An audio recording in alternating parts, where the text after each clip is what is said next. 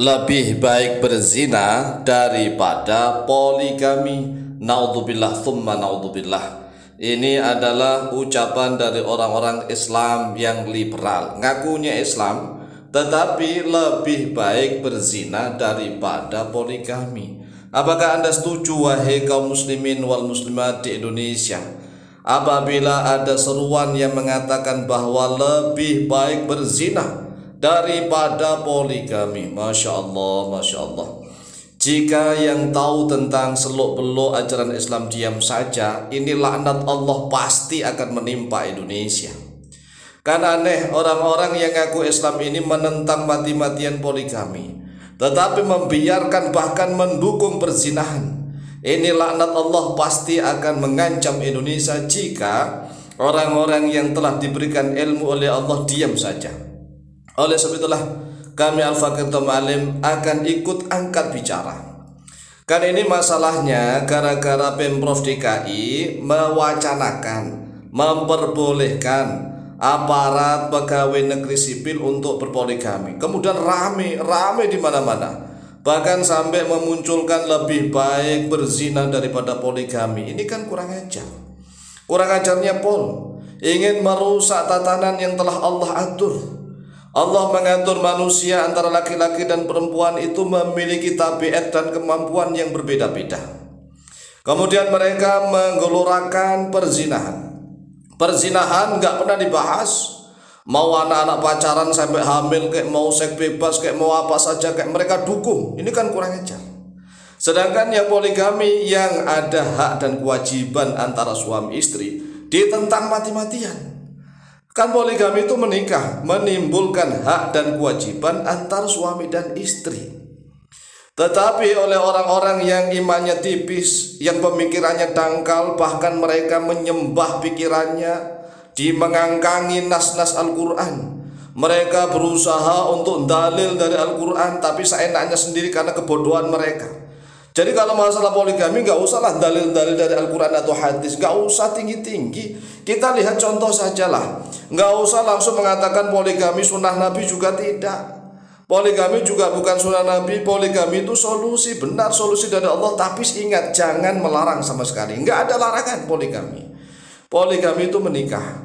Menikah itu menimbulkan hak dan kewajiban antar suami dan istri. Antara istri pertama, kedua, ketiga, dan keempat sama memiliki hak dan kewajiban yang sama. Ini diatur oleh syariat Islam yang suci. Sedangkan berzina itu merusak fitrah kemanusiaan. Fitrah kemanusiaannya dirusak oleh manusia. Mengapa zina itu adalah merusak fitrah kemanusiaan? Karena bagi orang yang beriman mengakui bahwa manusia pertama adalah Nabi Adam dan Hawa. Nabi Adam dan Hawa itu disyariatkan menikah. Menikah, nggak poligami ya enggak, karena memang saat itu wanitanya baru satu. Wanitanya baru satu, masa mau poligami dengan siapa? Tetapi ingat, syariatnya adalah menikah. Nabi Adam tidak pernah menyentuh Hawa tanpa akad pernikahan, nggak pernah. Jangan pernah menuduh bahwa Nabi Adam dengan Hawa itu berzina, jangan sekali. Nabi Adam dan Hawa itu menjaga kesucian. Nabi Adam dan Hawa dinikahkan oleh Allah, para malaikat menjadi saksi, sehingga menikah itulah fitrah kemanusiaan. Sedangkan orang yang berzina itu adalah orang yang merusak fitrah kemanusiaan, sehingga menjadi fitrah kebinatangan, fitrah kehewanan. Orang yang berzina itu mengikuti fitrah kebinatangan. Sekali lagi, siapapun orang yang menggelorakan lebih baik berzina, ayo ikuti fitrah kesetanan, fitrah kebinatangan, fitrah kehewanan, bukan fitrah kemanusiaan. Manusia itu punya aturan, punya aturan. Jadi inilah menjadi kegeragatan kita. Kalau masalah poligami membahas malah Nabi, gak usah ada yang jauh-jauh bawa Nabi, gak usah. Kita lihat aja contoh ya, Abu Bakar As-Siddiq itu jumlah istrinya 4. Abu Bakar As-Siddiq. Jadi kalau kita membahas poligami gak usah membahas Nabi. Lihatlah di luar Nabi, Abu Bakar As-Siddiq istrinya berapa? 4. Umar bin Khattab jumlah istrinya, 7. Jumlah istrinya Umar bin Khattab itu 7. Nah yang bersamaan 4. Kemudian jumlah istrinya Sayyidina Utsman bin Affan ada 8. 8 yang pernah bersamaan 4. Dan di antara istrinya Utsman bin Affan 2 adalah putri Nabi, yaitu Ruqayyah dan Ummi Kulthum. Dan apakah putri Nabi itu tidak dimadu oleh Utsman bin Affan? Dimadu oleh sebab itulah kita harus tahu tentang hukum-hukum Islam. Nah sekarang yang meremehkan TV ini kan orang-orang yang tidak tahu tentang seluk-beluk dasar hukum Islam, ngomong seenaknya, bahkan menggelurakan lebih baik berzina daripada poligami. Ini kan kurang ajar.